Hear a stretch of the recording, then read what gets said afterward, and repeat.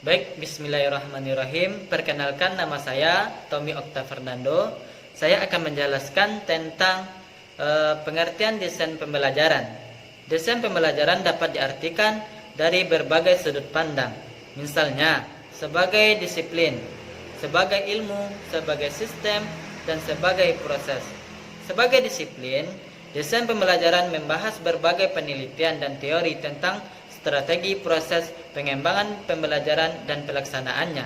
Sebagai ilmu, desain pembelajaran merupakan ilmu untuk menciptakan spesifikasi pengembangan, pelaksanaan, penilaian, serta pengelolaan situasi yang memberikan fasilitas pelayanan pembelajaran dalam skala makro dan mikro untuk berbagai mata pelajaran pada berbagai tingkat sekolah tersebut. Sebagai sistem, desain pembelajaran merupakan pengembangan sistem pembelajaran dan sistem pelaksanaannya, termasuk sarana serta prosedur untuk meningkatkan mutu belajar siswa. Sementara itu, menurut Saiful Segala dalam bukunya 2005, halaman 136, sistem pembelajaran sebagai proses adalah pengembangan pengajaran secara sistematik yang digunakan secara khusus teori-teori pembelajaran untuk menjamin kualitas pembelajaran. Pernyataan tersebut mengandung arti bahwa penyusunan perencanaan pembelajaran harus sesuai dengan konsep pendidikan dan pembelajaran yang dianut dalam kurikulum yang digunakan desain pembelajaran menurut para ahli sebagai berikut. Yang pertama adalah menurut Gagne Dex menyatakan bahwa desain pembelajaran disusun untuk membantu proses belajar seseorang, di mana proses-proses itu sendiri memiliki tahapan, segera, dan jangka panjang. Mungkin kawan-kawan bisa melihat berbagai pendapat para ahli tentang desain pembelajaran di makalah kami. Berdasarkan pengertian para ahli tersebut, kami dapat menyimpulkan bahwa desain pembelajaran adalah rancangan penerapan teori belajar dan pembelajaran yang disusun dalam sebuah rencana atau tindakan yang meliputi metode, penilaian untuk memecahkan masalah dengan rinci, kondisi belajar untuk menghasilkan sebuah modul pembelajaran yang berisi tujuan umum dan tujuan khusus di dalamnya dari proses belajar dan pembelajaran yang akan disampaikan oleh pendidik kepada peserta didiknya. Mungkin sekian dari saya, akan dijelaskan lebih lanjut oleh rekan saya nanti. Terima kasih. Bismillahirrahmanirrahim. Baiklah, saya Gebita Elbisandi akan mempresentasikan poin yang kedua dari makalah kami, yakni tujuan desain pembelajaran. Tujuan desain pembelajaran ini adalah untuk menghasilkan produk pembelajaran seperti prinsip kegiatan pembelajaran, sumber belajar, sistem serta evaluasi yang dapat digunakan untuk memperbaiki atau meningkatkan kualitas proses pembelajaran agar tercapainya tujuan pembelajaran secara efektif dan efisien.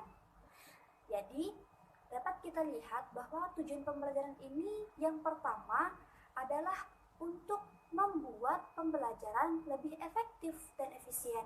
Yang kedua, untuk mengurangi tingkat kesulitan pembelajaran.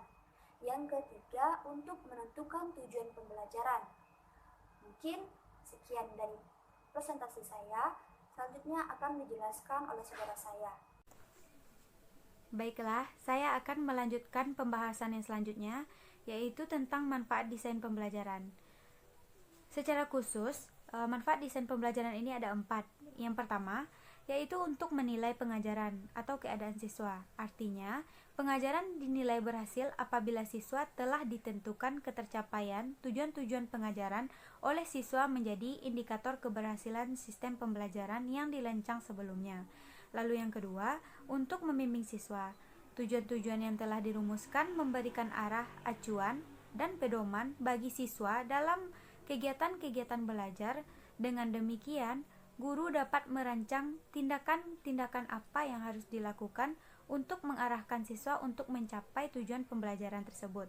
Yang ketiga, untuk kriteria pembelajaran, untuk merancang pembelajaran sebagai dasar dalam memilih baik ruang lingkup dalam melakukan kegiatan-kegiatan untuk mencapai tujuan, memilih alat sumber, serta untuk merancang prosedur dalam pembelajaran.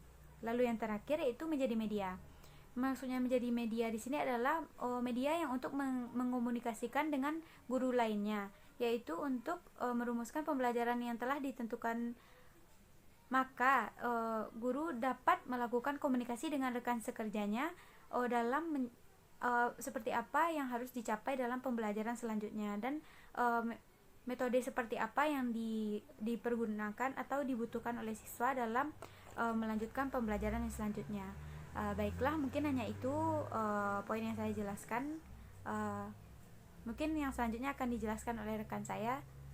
Assalamualaikum warahmatullahi wabarakatuh. Saya Siti Kurnia Ramadhani dengan NIM 1830101028. Nah, di sini saya akan mempresentasikan makalah kelompok 1, yaitu tentang poin terakhir, mode-mode desain pembelajaran. Nah, mode-mode desain pembelajaran ini terbagi menjadi dua, yaitu mode desain pembelajaran inovatif dan mode desain pembelajaran interaksional. Nah, saya akan membahas dulu tentang desain pembelajaran inovatif. Nah, pembelajaran inovatif ini yaitu pembelajaran berpusat pada peserta didik. Model yang pertama yaitu pair check. Nah, model ini merupakan pembelajaran berkelompok. Nah, dia menuntut kemampuan dan kemandirian peserta didik dalam menjawab soal yang diberikan guru, dan sosialisasinya dan kerja tim dan penilaian terhadap sesama mereka. Nah, yang kedua yaitu auditory intellectual repetition. Nah, dia lebih fokus pada 3 aspek. Yang pertama auditory, mendengar, yang kedua intelektual atau berpikir, dan yang ketiga repetition atau pengulangan. Nah, selanjutnya yaitu konsep science. Nah, dia lebih mengarahkan kepada interaksi guru dengan peserta didik dan pendidik. Nah, selanjutnya yaitu konsep song. Nah, konsep song ini dia pembelajaran yang mengarahkan anak-anak untuk menyanyikan lagu yang disukainya dan syairnya tersebut dijadikan materi. Nah, selanjutnya saya akan membahas tentang desain pembelajaran interaksional. Nah, pembelajaran interaksional ini yaitu salah satu pembaharuan sistem pendidikan agar sistem tersebut serasi dengan kebutuhan yang dibutuhkan oleh masyarakat. Nah, model yang pertama yaitu proses pengembangan sistem interaksional atau PPSI. Nah, model yang kedua yaitu International System Design. Nah, langkah yang pertama yang harus kita lakukan pada model ini yaitu menganalisis kebutuhan, tujuan umum, dan prioritas. Dan yang langkah yang kedua yaitu menganalisis sumber, hambatan, dan alternatif sistem peluncuran. Nah, langkah yang ketiga yaitu penentu lingkup dan urutan kurikulum dan mata pelajaran. Nah, selanjutnya modelnya yaitu ATT Interactional Development Model. Nah, langkah awal yang kita apakan dalam model ini yaitu menganalisis kebutuhan pekerjaan, menentukan tujuan, mendesain pembelajaran, dan mengevaluasi. Nah, selanjutnya yaitu model interactional design. Selanjutnya lagi yaitu motivational design for learning and performance. Nah, maksudnya di sini yaitu dia lebih fokus pada cara mendesain motivasi untuk memfasilitasi belajar dan meningkatkan kinerja. Nah, yaitu model yang terakhir, a model of step interactional design process. Nah, mungkin sekian dari saya. Assalamualaikum warahmatullahi wabarakatuh.